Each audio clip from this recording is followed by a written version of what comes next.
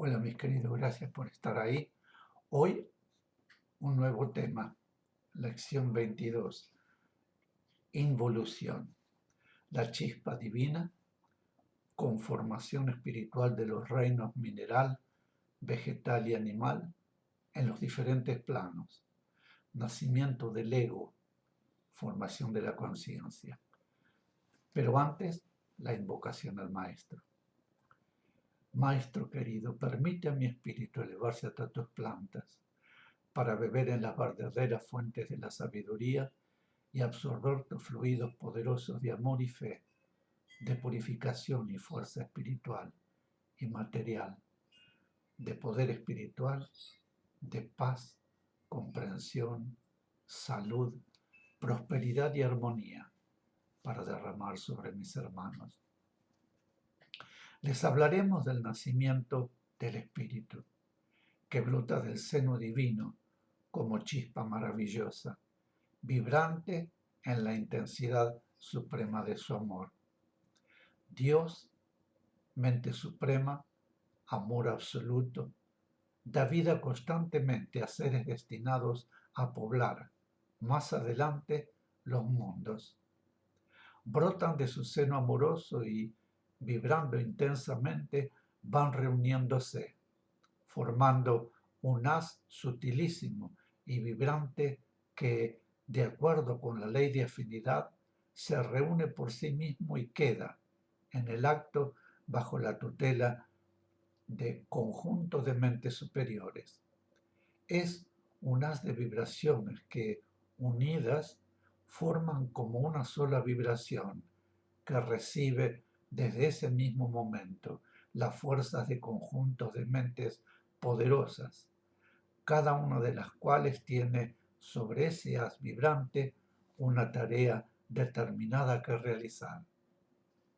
El cosmos, saturado de sustancia espiritual, que esas vibraciones o chispas divinas necesitan para nutrirse, constituye la fuente de la cual absorben energía esas chispas divinas, unidas entre sí por una misma vibración afín, que absorben a la vez las vibraciones que les proporcionan las inteligencias que ya constituyen para ellas la guía y protección que necesitan en las primeras etapas de su vida. Son innumerables las chispas divinas que conforman uno de esos haces vibrantes, chispas que habrán de constituirse luego en entes conscientes en el transcurrir de los milenios. Unas a otras se apoyan entre sí y todas van recibiendo, no individualmente, sino en conjunto, las fuerzas que las mentes superiores les van transmitiendo, de acuerdo con las necesidades marcadas por la ley para la evolución de esas chispas divinas. Sus palabras no pueden expresar cabalmente la realidad del trabajo de amor que se realiza con los seres recién nacidos. Unos reciben de otros y todos reciben en conjunto las fuerzas necesarias. Esa forma de recibir que, repetimos, no es individual sino conjunta, constituye a la vez el comienzo de la acción de la fraternidad universal. Ley de vida dentro de la cual actúan ya, aunque inconscientemente, esos futuros seres al transmitirse unos a otros las fuerzas recibidas. Las fuerzas absorbidas y recibidas van realizando paulatinamente el desarrollo individual y a la par conjunto de esos futuros seres. Transcurrido el tiempo necesario, esas chispas divinas comienzan a trabajar en forma grupal y, bajo la guía constante de mentes superiores, descienden para ello a planos de formas sutilísimas, donde experimentan viviendo en el reino mineral, único aspecto inicial de lo que luego habrá de constituir la naturaleza en los otros planos menos sutiles, cuyas irradiaciones tienen importantísima acción en la vida manifestada en ellos. Van absorbiendo así fuerzas y vibraciones que van conformando en su propia esencia espiritual diferentes aspectos que persistirán en su futura individualidad. Recuerden que son simples, que son las chispas vibrantes que debe ir experimentando y evolucionando, y a la vez revistiéndose de sustancias de los diferentes planos para poder llegar a transformarse en su momento en espíritus conscientes. Esos futuros seres viven así, grupalmente, en distintos planos sutiles, completamente ajenos a su acción individual, por cuanto en ellos el ego es aún embrionario y por lo tanto no existe todavía la acción del individuo. A medida que van desarrollando su propia capacidad, esos futuros seres comienzan a sentir en sí mismos la sensación de conciencia de su existencia grupal. Este es el primer reflejo del futuro ego, embrionario.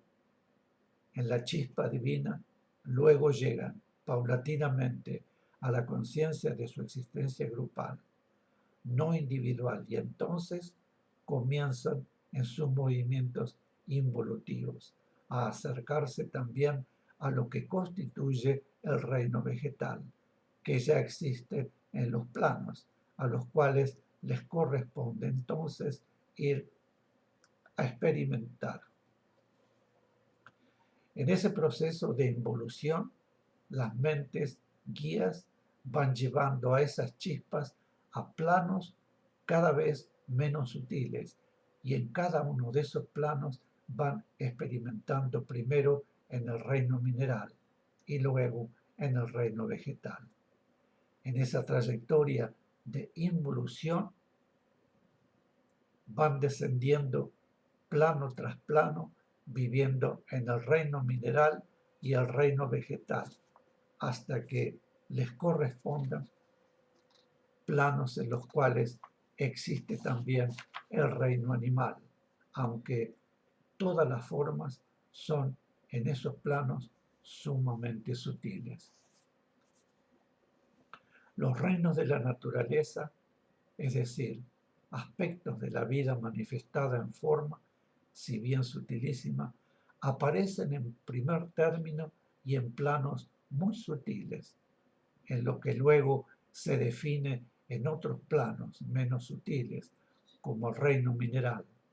Después, en otros planos ya algo más densos, aparece también el comienzo de lo que luego habrá de definirse como el reino vegetal.